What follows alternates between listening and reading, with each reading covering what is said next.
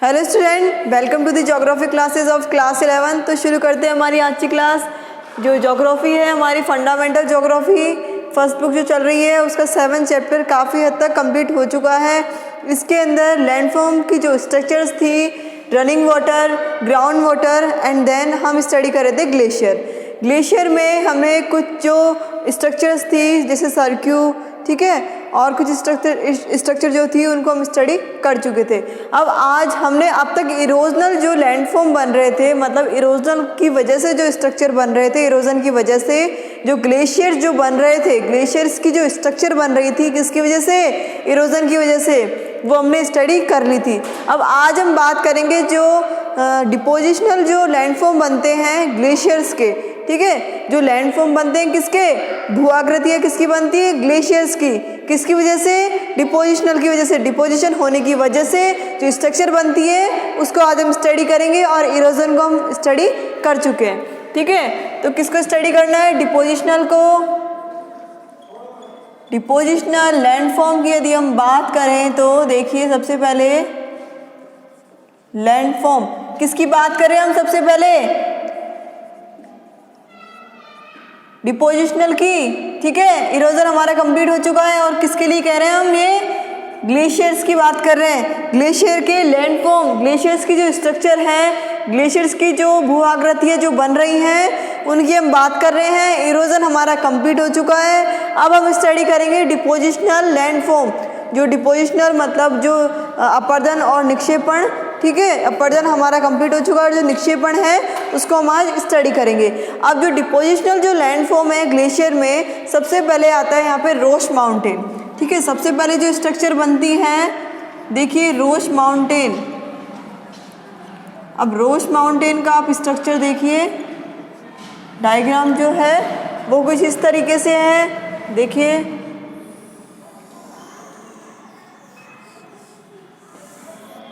ठीक है, कुछ ऐसा डायग्राम बनेगा। यहाँ पे देखिए आप लोग थोड़ा इस तरीके से मूव करेगा, ये देखिए कुछ ऐसा, ओके। परफेक्टली नहीं बनेगा लेकिन ऐसे कह सकते हैं। देखिए सबसे पहले ये है, ये जॉइंटेड रॉक है, बेड रॉक है ये। अब देखिए ये जो रोच जो माउंटेन है यहाँ पर क्या होगा, एब्रेशन और प्लकिंग हमने स्टडी किया था ना। एब्रेशन और प्लकिंग की हेल्प से क्या बन रहे हैं ये स्ट्रक्चर, ये जो ग्लेशियर जो बन रहे हैं वो हम देख रहे हैं। अब देखिए सबसे पहले आप लोग, जब ग्लेशियर क्या करता है, मूव करता है। यदि हम सबसे पहले हार्ड रॉक की यदि बात करें, हार्ड रॉक की यदि हम बात कर रहे हैं तो जब ग्लेशियर क्या करता है, मूव करता है। हार्ड रॉक है ना ये, एज ए हार्ड रॉक हम इसे कह सकते हैं, ठीक है। हार्ड रॉक पे यदि हम कहें कि जब ग्लेशियर मूव करता है तो क्या होता है, जो एब्रेशन वाला पॉइंट है, मतलब एब्रेशन पे क्या होगी, हमें प्लकिंग होगी, ठीक है। जब प्लकिंग होगी तो प्रेशर लगेगा और प्रेशर की वजह से क्या होगा, जो ग्लेशियर है उसका जो वन साइडेड जो पार्ट है, इस साइड वाला जो पार्ट वो कैसा होगा, स्मूथ हो जाएगा। कौन सा, एब्रेशन होगा, एब्रेशन, ओके। और एब्रेशन में क्या होगा, प्लकिंग, एब्रेशन, ठीक है, सॉरी पॉलिशिंग, प्लकिंग नहीं है। As a human being mistake तो हो ही जाती है। एब्रेशन एंड देन प्लकिंग यहाँ होगा, ठीक है। एब्रेशन और पॉलिशिंग जब यहाँ पे होगी तो जब पॉलिशिंग होने के टाइम पे क्या होगा, जो ग्लेशियर का वन साइडेड जो पार्ट है वो क्या होगा, स्मूथ होगा, ओके। जब एब्रेशन होगा, जब ग्लेशियर, जब क्या जो ग्लेशियर है वो एक बड़ी रॉक से क्या करेगा, मूव करेगा, तो इसका वन साइडेड वाला जो पार्ट है, जो अप स्ट्रीम वाला जो पार्ट है, मतलब ऊपर की तरफ जो पार्ट जा रहा है, जो नीचे से ऊपर की तरफ जा रहा है, वो जो पार्ट है वो कैसा रहेगा, स्मूथ रहेगा। कैसा रहेगा, ये वाला जो पार्ट है ये कैसा रहेगा, स्मूथ रहेगा, ओके। और जब ये ऊपर की तरफ जा रहा है, अप स्ट्रीम ग्लेशियर, ठीक है, up stream glacier, glacier, okay, ये क्या है, अप स्ट्रीम ग्लेशियर। अब देखिए जब नीचे से ऊपर की तरफ, मतलब अप की तरफ जब ये जा रहा है तो ग्लेशियर का वन साइडेड जो पार्ट है, रॉक से जब वो जा रहा है, वन साइडेड जो पार्ट है वो कैसा रहेगा, स्मूथ रहेगा। और जब ये क्या होगा नीचे की तरफ, इट मीन्स डाउनवर्ड स्ट्रीम पर जब ये आएगा, डाउनवर्ड स्ट्रीम पर जब ये आएगा तो क्या होगा, डाउनवर्ड स्ट्रीम ग्लेशियर। ओके, अब जब ये नीचे की तरफ आएगा तो क्या होगा, प्रेशर की वजह से यहाँ पे क्या हो रही है, प्लकिंग हो रही है। और ऑब्वियसली प्लकिंग का मतलब क्या होता है, तोड़ना। एब्रेशन और प्लकिंग हमने स्टडी किया था ना हाईलैंड में, तो वही सब स्टडी कर रहे हैं अभी हम। प्लकिंग ग्लेशिएशन, ठीक है, प्लकिंग ग्लेशिएशन। ओके, जब एब्रेशन, हमने एब्रेशन और प्लकिंग की यदि हम एक्टिविटी की बात करें, इनके टाइम पीरियड की बात करें, तो एब्रेशन के टाइम पे क्या होगा, जब जो ग्लेशियर है वो अप स्ट्रीम की तरफ जाएगा, जब नीचे से ऊपर की तरफ जाएगा तो वन साइडेड जो ग्लेशियर है वो कैसा होगा, स्मूथ होगा।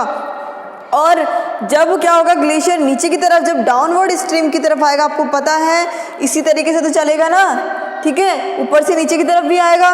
जब वो नीचे की तरफ आएगा तो ये वाला जो पार्ट है, इट मीन्स डाउनवर्ड जो नीचे वाला जो पार्ट है वो क्या होगा, प्लगिंग होने लग जाएगा, मतलब टूटने लग जाएगा। और जब टूटेगा तो यहाँ पे देखिए, आपको पता है यहाँ पर क्या है, पार्टिकल्स जो हैं, है ना, यहाँ पे पार्टिकल। अरे ग्लेशियर के अंदर पार्टिकल तो ऑब्वियसली आ रहे, स्टोन, कंकड़, पत्थर जो कुछ भी है वो क्या होंगे, नीचे की तरफ आके क्या हो जाएंगे, डिपॉजिट यहाँ पे होने लग जाएंगे। क्या होगा, यहाँ पे इनका डिपोजिशन होने लग जाएगा। तो ऑब्वियसली देखिए ये क्या है, ये रोश माउंटेन, जहाँ पर भी आपको क्या मिले, एब्रेशन, अप स्ट्रीम पर क्या मिले, एब्रेशन, और डाउनवर्ड स्ट्रीम पर क्या मिले आपको, प्लगिंग। तो वो वाले माउंटेन कौन से होते हैं, रोश माउंटेन। ओके, रोश माउंटेन क्या होते हैं, जब माउंटेन का एक सिरा स्मूथ हो एंड दूसरा सिरा क्या हो, कर्व हो, या फिर कैसा हो, इर्रेगुलर हो, तो उसे क्या बोलेंगे हम, रोश माउंटेन। ओके, तो रोश माउंटेन की जो स्ट्रक्चर है, डिपोजिशनल जो हम बात कर रहे हैं, डिपोजिशन क्या हो रहा है, किसका हो रहा है, स्टोन का, ठीक है, स्टोन, कंकड़, पत्थर जो भी इसके अंदर डिपोजिशन हो रहा है, क्या हो रहा है, कहाँ पे आके हो रहा है, वो डाउनवर्ड स्ट्रीम में, ठीक है, यहाँ पे इसका डिपोजिशन हो रहा है। और ये इसकी स्ट्रक्चर है किसकी, रोश माउंटेन की। तो आप लोग ध्यान दीजिएगा कि डिपोजिशनल लैंडफॉर्म के अंदर सबसे पहले हमने बात की किसकी, रोश माउंटेन की।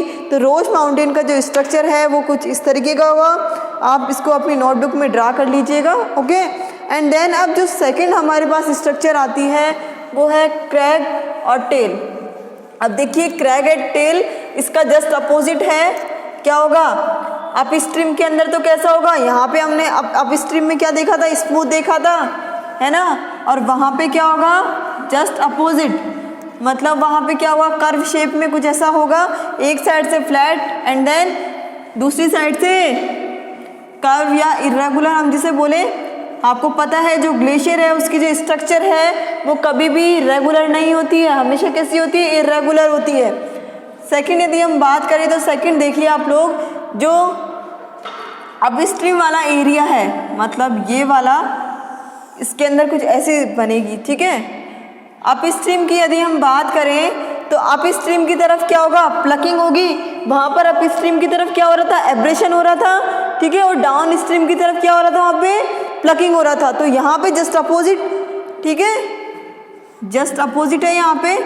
तो ये वाला जो एरिया है, जब ग्लेशियर मूव करता है तो यदि आपको इस तरीके का माउंटेन मिले, मतलब किस तरीके का, यदि क्या हो, अप स्ट्रीम की तरफ क्या हो रही हो, प्लकिंग हो रही हो, मतलब टूट रहा हो, उस पर क्रैक्स आ रहे हो, वो टूट रहा हो ग्लेशियर, तो उसे हम क्या बोलेंगे, क्रैग एंड टेल, ठीक है। जहाँ से अप स्ट्रीम वाला एरिया है वो तो क्या होता है, क्रैग, इट मीन्स यहाँ पे क्या हो रही है, प्लकिंग यहाँ पे हो रही है, ओके।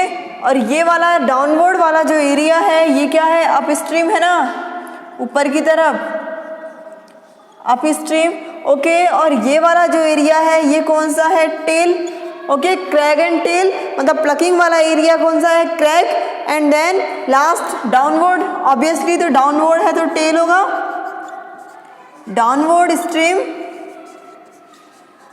अब देखिए ये वाला जो पार्ट है ये कौन सा है, ये है एब्रेशन वाला पार्ट, ठीक है। कौन सा पार्ट है ये, एब्रेशन। तो ये हुआ हमारा crag and tail. Second structure हमारे जो सेकंड जो फोल्ड बनते हैं, सेकंड जो ग्लेशियर जो स्ट्रक्चर होती है वो कुछ इस तरीके से होती है, ठीक है। फर्स्ट क्या थी, अप स्ट्रीम में क्या हो रहा था वहाँ पे एब्रेशन हो रहा था, ओके। एंड डाउनवर्ड स्ट्रीम के अंदर क्या हो रहा था वहाँ पे प्लकिंग हो रहा था, मतलब एक साइड से क्या हो रहा था ग्लेशियर टूट रहा था, है ना। यही चीज़ थी यहाँ पे भी क्या हो रहा है, जस्ट अपोजिट हो रहा है, मतलब अप स्ट्रीम के अंदर टूट रहा है, मतलब नीचे से जब ऊपर की तरफ ऑलरेडी जा रहा है तो क्या हो रहा है वो टूट रहा है, और जब ऊपर से नीचे की तरफ आ रहा है तो क्या हो रहा है वो डाउनवर्ड स्ट्रीम, मतलब एब्रेशन वहाँ पे हो रहा है, कुछ स्क्रैचेज ही वहाँ पे आ रहे हैं, मतलब वो टूट नहीं रहा प्रॉपरली, ओके। तो उसके बाद यदि हम थर्ड बात करें, थर्ड जो स्ट्रक्चर निकल के आती है, थर्ड की स्ट्रक्चर देखिए आप लोग, थर्ड जो है वो है Boulder glacier tell, Boulder glacier tell. अब देखिए क्या होता है ये, जब ग्लेशियर क्या करता है मूव करता है, आपको पता है, तो वो स्टोन कंकड़ पत्थर उसके साथ में रहते हैं, तो ऑब्वियसली उसकी जो स्ट्रक्चर होती है वो प्रॉपरली नहीं आती है, रेगुलर नहीं आती है, ठीक है। देखिए क्या होता है ये बाउल्डर एंड ग्लेशियर टिल, क्या चीज़ है ये, आपको पता है जब ग्लेशियर मूव करता है तो इसके अंदर कंकड़ पत्थर वगैरह ये सब चीज़ भी उसके साथ साथ उसके मूव करती है, ऐसा ही कुछ होता है ना। तो जब उसके साथ साथ जब वो मूव करेंगी तो क्या होगा, कहीं ना कहीं जाके उसका डिपोजिशन ऑब्वियसली होगा, तब वो डिपोजिशन होगा उसका, तो क्या होगा वहाँ पे एक रेगुलर स्ट्रक्चर नहीं आएगी, कहाँ पे कंकड़, कोई मोटा कंकड़ है, कहाँ पे कोई छोटा कंकड़ है, कहीं बड़ा पत्थर है, छोटा छोटा वहाँ पे पत्थर है, तो जो उसकी स्ट्रक्चर है वो कैसे आएगी, उबड़ खाबड़, ठीक है। तो उसी को क्या बोलते हैं, बोल्डर या ग्लेशियर टिल। उसके बाद देखिए, वैसे यदि आप चाहे तो यहाँ पे एक लैंग्वेज देख सकते हैं, जो उसका जो डिपोजिशन होगा कैसा होगा, वो इर्रेगुलर डिपोजिशन, इर्रेगुलर डिस्ट्रीब्यूशन वहाँ पे होगा। तो देख लीजिए बोल्डर या ग्लेशियर टिल के अंदर क्या है, जब ग्लेशियर क्या करता है मूव करता है, तो कंकड़ पत्थर उसके अंदर होने की वजह से जो उसकी मूवमेंट जो होती है, तो जब उसके मूवमेंट के साथ साथ क्या होगा, उसका डिपोजिशन होगा, और डिपोजिशन यदि उसका हो रहा है तो डिपोजिशन में उसकी जो स्ट्रक्चर है कंकड़ पत्थर की वजह से जो स्ट्रक्चर है वो रेगुलर नहीं होती है, क्या होती है उसकी जो स्ट्रक्चर है वो इर्रेगुलर होती है, मतलब इर्रेगुलर उसका डिस्ट्रीब्यूशन होता है, इर्रेगुलर उसका डिपोजिशन होता है, उसको क्या बोलते हैं हम, बोल्डर या ग्लेशियर टिल। उसके बाद देखिए जो फोर्थ स्ट्रक्चर आती है हमारे पास, इरेस्टिक्स, ठीक है। देखिए इरेस्टिक्स का जो हिंदी ट्रांसलेशन है वो क्या है, अनियमित। अब देखिए यहाँ पे, अब आपको पता है जब ग्लेशियर मूव कर रहा है कंटिन्यूसली, ग्लेशियर क्या कर रहा है, मूव कर रहा है, हम ग्लेशियर की बात कर रहे हैं ना, तो जब ग्लेशियर मूव करता है तो क्या होगा, ग्लेशियर के साथ साथ अभी मैंने बताया कि कंकड़ पत्थर उसके साथ साथ आ रहे हैं, ठीक है, ऐसा ही कुछ होता है। सपोज उसके अंदर कोई रॉक है और कोई बड़ा सा, मतलब क्या है, कोई भी पत्थर देख लीजिए, पत्थर ही होगा, रॉक भी एज ए स्टोन ही होता है, ठीक है। तो कोई भी यदि ग्लेशियर में, जब ग्लेशियर नीचे मूव कर रहा है, नीचे की तरफ डाउनवर्ड की तरफ जब ग्लेशियर मूव कर रहा है, तो क्या होगा, यदि उसके अंदर कोई भी स्टोन है, तो अब आपको पता है टेम्परेचर की वजह से क्या होगा, जो ग्लेशियर है वो क्या होगा, पानी बन के निकल जाएगा, कुछ इस तरीके से। देखिए क्या होगा, जैसे ग्लेशियर सपोज ये मूव कर रहा है, इसमें कोई भी स्टोन है या कोई भी रॉक है, तो क्या होगा, ये जो ग्लेशियर है तो पानी बन के चला जाएगा, क्या होगा, पानी बन के ये चला जाएगा, लेकिन जो रॉक है वो क्या हो जाएगी, वहीं की वहीं रह जाएगी, ठीक है। इसे क्या बोलते हैं हम, इरेस्टिक्स, ठीक है। ये क्या होता है, इट मीन्स अनियमित, ओके। आपको समझ में आ गया होगा, आई होप यू अंडरस्टैंड। उसके बाद देखिए जो फिफ्थ हमारी स्ट्रक्चर है वो है ड्रम्बलिंग। क्या है, ड्रम्बलिंग, डिपोजिशन की हम बात कर रहे हैं ना, इरोजन हमारा कंप्लीट हो चुका है, अब बात करें हम डिपोजिशन की। डिपोजिशन के अंदर हमने 4 स्ट्रक्चर देख लिए, रॉस माउंटेन, क्रॉकटेल, क्रॉगनटेल, बाउल्डर या ग्लेशियर टेल, इरेस्टिक्स। अब बात करेंगे हम ड्रम्बलिंग की। ड्रम्बलिंग, अब देखिए ड्रम्बलिंग क्या होता है, जब छोटी छोटी जो पहाड़ियाँ हैं, जो छोटी छोटी जो मतलब क्या होता है, छोटी छोटी लंबी पहाड़ियाँ बन जाती है। अब आपको पता है जब ग्लेशियर क्या कर रहा है, मूव कर रहा है, तो ग्लेशियर के मूव करने की वजह से क्या होगा, ग्लेशियर जो है वो क्या होगा, वो तो चलता चला जाएगा, लेकिन जो उसके इम्प्रेशन है वो क्या कर जाएगा, वो उसको छोड़ जाएगा, क्या होगा, उसको डिपोजिशन हो जाएगा, उसके जो इम्प्रेशंस हैं वो छोड़ जाएगा। तो मतलब वहाँ पे क्या होगा, जो स्मॉल इलोंगेटेड क्या होंगे, हिल्स वहाँ पे बन जाएंगी, मतलब छोटी छोटी क्या होंगी, जो लहरें हैं क्या होगा, जो छोटी छोटी जो धाराएं हैं, मतलब आप इसे एज ए स्मॉल छोटी छोटी लंबी पहाड़ियाँ आप इसे बोल सकते हो, मतलब लंबी लंबी पहाड़ियाँ बन जाती है। अरे ऑब्वियसली जब ग्लेशियर क्या करेगा, मूव करेगा, तो क्या एक रिवर की तरह तो बहेगा ना वो, तो उस पर क्या हो जाएगा, डिपोजिशन जब उसका होगा तो उसकी जो पीछे से जो स्ट्रक्चर निकलती आएगी वो क्या होगी, छोटी लंबी पहाड़ियों की तरह उसकी स्ट्रक्चर निकल के आएगी। तो ये क्या है, स्मॉल, कुछ इस तरीके से ऐसे बन जाती है, ठीक है, काफ़ी सारे ऐसे बन जाती है। ओके, स्मॉल इलोंगेटेड हिल।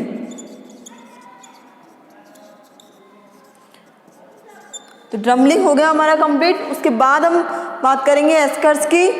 एस्कर्स जो स्ट्रक्चर है उसकी बात करेंगे। एस्कर्स, देखिए अभी हमने बात की किसकी, ड्रमलिंग की। तो ड्रमलिंग के अंदर क्या बन रहे थे, छोटे छोटे क्या बन रहे थे, वहाँ पे जो ड्रमलिंग है उसमें छोटे छोटे पहाड़ बन रहे थे, मतलब छोटी छोटी पहाड़ियाँ उसमें बन रही थी, लंबी पहाड़ियाँ। अब देखिए जो ग्लेशियर है जब वो मूव कर रहा है, तो जो मूव कर रहा है तो उसकी जो धाराएं हैं वो क्या आ रही है, पीछे से जो इम्प्रेशन अपना छोड़ती आ रही है, और आगे का जो चल रहा है वो क्या होता जा रहा है, डिपॉजिट होता जा रहा है। मतलब जो ग्लेशियर है वो मूव करता करता वो तो आगे डिपॉजिट होता जा रहा है, लेकिन पीछे से वो अपना इम्प्रेशन छोड़ता आ रहा है। तो जो इम्प्रेशन की जो स्ट्रक्चर निकल के आ रही है उसे हम क्या बोलेंगे, एस्कर्स। ठीक है, बहुत बड़ी बड़ी लंबी लंबी पहाड़ियाँ, मतलब इस सबसे पहले जो था ड्रमलिंग उसमें थोड़ी छोटी पहाड़ी बनेगी, ठीक है, लेकिन एस्कर्स की यदि हम बात करें तो जो धाराएं जो हैं वो कंप्लीट बनती चली जाती है। ठीक है, तो ये क्या चीज़ है, इलोंगेटेड रॉक, मतलब बड़ी बड़ी चट्टानें, लंबी लंबी चट्टानें इसकी वजह से बन जाती है। इलोंगेटेड रॉक यदि आपको कहीं दिख जाए तो कौन सा है वो, कौन सी स्ट्रक्चर है, एस्कर्स स्ट्रक्चर। ओके, उसके बाद देखिए अब आप लास्ट एंड फाइनल कौन सी structure, outwash plain. Outwash plain, अब देखिए आउटवॉश प्लेन हमने बात की थी, जो लास्ट वीडियो था हमारा मोरेंस, हमने काफ़ी सारे मोरेंस को स्टडी किया था। तो जब ग्लेशियर मूव कर रहा था तो देखिए आपको पता है हमने मोरेंस का कुछ इस तरीके से डायग्राम यहाँ पे प्लॉट किया था। ठीक है, ऐसा ही कुछ था ना, कुछ इस तरीके से हमने डायग्राम्स को प्लॉट किया था। अब आपको पता है क्या होगा, कंप्लीट सब जगह क्या होगा, जो स्टोन है वो सब जगह जमते जाते हैं। ऐसा ही कुछ होता है ना, जब ग्लेशियर मूव करता है तो बीच बीच में हमने पत्थरों को, जो पत्थर हैं वो छोड़ते चले जाते हैं, कुछ साथ चले जाते हैं। ठीक है, तो ये वाला जो हमारा पार्ट था, ये वाला पार्ट जो टेल वाला पार्ट था, एंड पॉइंट किस क्या बोला था हमने इसको, स्नाउट। ठीक है, या टर्मिनल मोरेन, टर्मिनल मोरेन, यही बोला था ना हमने, टर्मिनल मोरेन्स या फिर स्नोट। और यहाँ पर देखिए अब जो ये जो लास्ट वाला जो एरिया है, मतलब एंड पॉइंट के जो चारों तरफ स्प्रेडिंग होगी किसकी, स्टोन्स की यदि स्प्रेडिंग हो रही है, सपोज ये मोरेन है, टर्मिनल मोरेन ये वाला, और इसके चारों तरफ किसकी, स्टोन्स की स्प्रेडिंग यदि हो रही है, इसको क्या बोलते हैं हम, आउटवॉश प्लान, आउटवॉश प्लेन्स को हम बोलते हैं। ठीक है, तो यहाँ पे इसका जो डिपोजिशन हो जाता है ना, ग्लेशियर्स का जब डिपोजिशन ऐसे कुछ हो जाता है, मतलब जब ग्लेशियर मूव कर रहा है तो क्या होगा, जगह जगह पत्थर वो छोड़ता जाएगा, और जब लास्ट में जो पत्थरों का क्या होगा, उसके टेल पर जाके क्या हो, उसके एंड पॉइंट पर क्या हो, डिपोजिशन उसका हो, तो जो स्प्रेडिंग जो बहुत ज़्यादा हो जाएगी स्टोन्स की, उसको क्या बोलेंगे हम, आउटवॉश प्लान। तो ये हुआ हमारा कंप्लीट ग्लेशियर। हमने इरोजनल ग्लेशियर को कंप्लीट किया। इरोजनल जो लैंडफॉर्म थे उसकी वजह से जो स्ट्रक्चर निकल के आ रही थी वो हमने लास्ट वीडियो में ऑब्वियसली कंप्लीट कर लिया है, और डिपोजिशनल लैंडफॉर्म आज हमने कंप्लीट कर लिया है। नेक्स्ट वीडियो में हम बात करेंगे लास्ट एक, और हमारा लास्ट वीडियो आएगा इसी चैप्टर का, मतलब जैसे हमने ग्लेशियर की बात की, ग्लेशियर की वजह से जो लैंडफॉर्म बन रहे थे वहाँ पे वेव करंट की वजह से बनेंगे। ठीक है, जो रिवर्स के अंदर जो करंट वगैरह जो होगा उसकी वजह से वो लैंडफॉर्म बनेंगे। तो ठीक है, आप लोगों को समझ में आ गया होगा आज का video. I hope you understand, काफ़ी इजी चीज़ें हैं। यदि और भी कोई आपको प्रॉब्लम है तो आप लोगों के लिए कमेंट बॉक्स खाली है, क्वायरी आपके लिए खाली है, तो प्लीज़ उसको यूज़ कीजिए, और इस वीडियो को आप अच्छे से देखिए, नोट्स उसके रेडी कीजिए। ओके, तो आज का वीडियो हमारा यहीं एंड होता है। Thank you so much.